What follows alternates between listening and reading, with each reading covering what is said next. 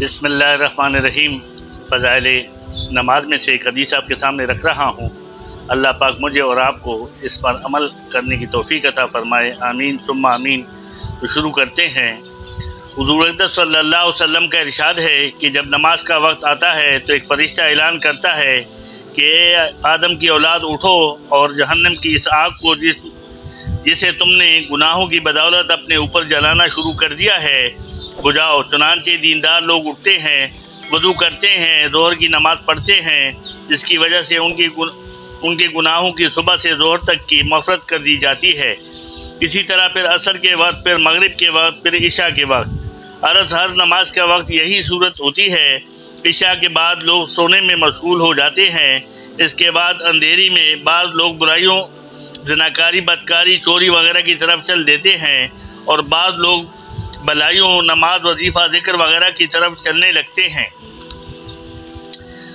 فائدے میں شیخ لکھتے ہیں، حدیث کی کتابوں میں بہت سے کثرت سے یہ مضمون آیا ہے کہ اللہ جل شانہ اپنے لطف سے نماز کی بدولت گناہوں کو معاف فرماتے ہیں، اور نماز میں چونکہ استغفار خود موجود ہے جیسا کہ اوپر گزرا ہے، اس لیے صغیرہ اور کبیرہ ہر قسم کے گناہ اس میں داخل ہوتے ہیں، بشرطیہ دل سے گناہوں پر ندامت ہو۔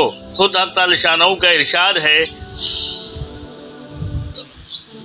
اقم الصلاۃ طرف النہار زلفا من اللیل ان الحسنات یذہبن السیئات، جیسے کہ حدیث نمبر 3 میں گزرا۔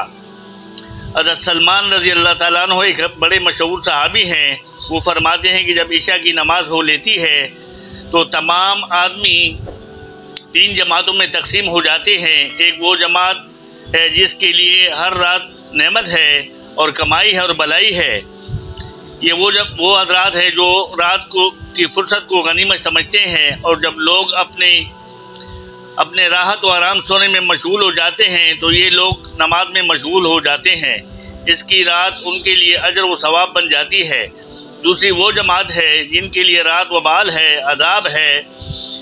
یہ وہ جماعت ہے جو رات کی تنہائی اور فرصت کو غنیمت سمجھتی ہے اور گناہوں میں مشغول ہو جاتی ہے، ان کی رات ان پر وبال بن جاتی ہے۔ تیسری وہ جماعت ہے جو عشاء کی نماز پڑھ کر سو جاتی ہے، اس کے لیے نہ وبال ہے، نہ کمائی، نہ کچھ گیا اور نہ کچھ آیا۔ میرے دوستوں بزرگوں، کتنی زبردست حدیث ہمارے سامنے آئی ہے کہ جیسے نبی صلی اللہ علیہ وسلم کی حدیث سامنے گزر گئی ہماری، پھر یہ آخر میں فرمایا کہ رات جو ہے وہ بعض لوگوں کے لیے نیکی کا سبب ہے، اللہ کی خوشنودی کا سبب ہے، یعنی اس تہجد کی نماز کی طرف اشارہ ہے، یا ذکر و اذکار کی طرف اشارہ ہے کہ عشاء کی نماز سے فارغ ہو کر وہ ذکر و اذکار کرتے ہیں، تلاوت کرتے ہیں، وظیفے کرتے ہیں، اور یہاں تک کہ تہجد کی نماز بھی پڑھتے ہیں۔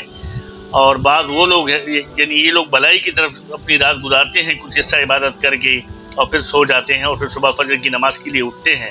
اور بعض وہ ہے جو اس رات کو غنیمت سمجھتے ہیں، چوری چکاری، زناکاری، بدکاری وغیرہ میں لگ جاتے ہیں۔ تو حدیث میں آیا ہے کہ یہ ان کے لیے وبال ہے اور یہ ان کے لیے جہنم کا سبب جانے کا سبب ہے۔ تیسرے وہ لوگ ہیں جو عشاء کی نماز پڑھ کر سو جاتے ہیں اور صبح کی نماز کے لیے اٹھتے ہیں، تو ان کے لیے نہ وبال ہے، نہ کچھ آیا نہ کچھ گیا۔ بس اگر اس نیت سے سو جائے کہ تہجد کی نماز پڑھنی ہے تو اس کا بھی اس کو ثواب ملے گا۔ اللہ پاک ہمیں بھی ایسے ہی نمازیں پڑھنے کی توفیق عطا فرمائے جس سے ہمارے گناہ معاف ہو اور اللہ ہم سے راضی ہو۔ صدق اللہ مولانا العلی العظیم۔